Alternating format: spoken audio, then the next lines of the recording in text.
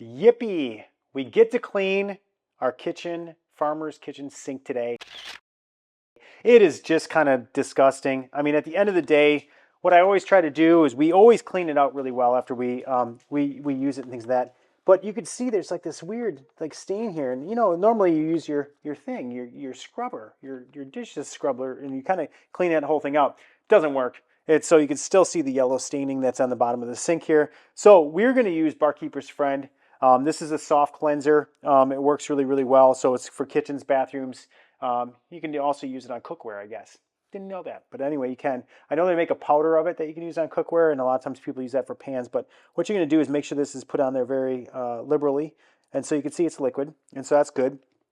And we're just going to basically work the entire sink and make sure it gets really clean. We're going to use a Scrub Daddy, which you know is one of my favorite things to do. And then we already wet it a little bit, so it's not super rigid, and so we don't want to do anything like that. But then we're just going to slowly work small circles here with the Barkeeper's Friend. And you can see it already kind of coming up here.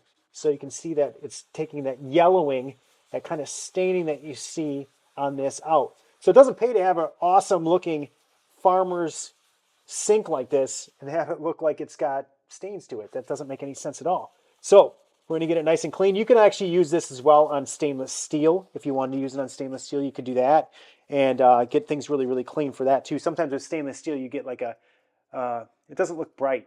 It looks kind of really dull, and so you can use it on that as well. I'm going to get everything because while I'm here, I want to show you how well it's going to work. In order to do that, I'm going to have to scrub the whole thing.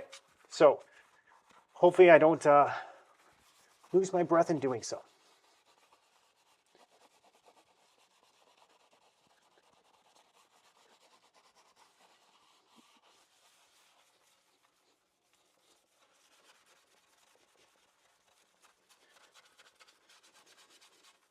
You want to earn bonus points, do this when your wife is at work or something, because she will definitely notice that it's nice and clean.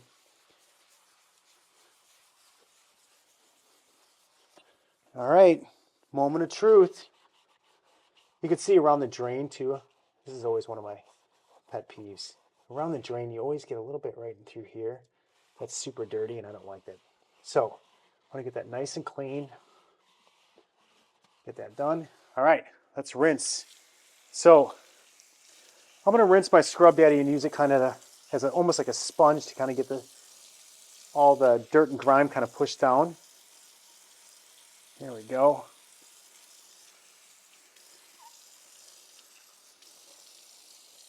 Whoop. I generally make messes as I'm doing these things, so I'll clean that later. All right. Now the nice thing about this faucet is it kind of allows me to clean the edges really quickly because it pulls out like that. So let the bubbles go, and I'll get some paper towel and I'll show you how nice it looks.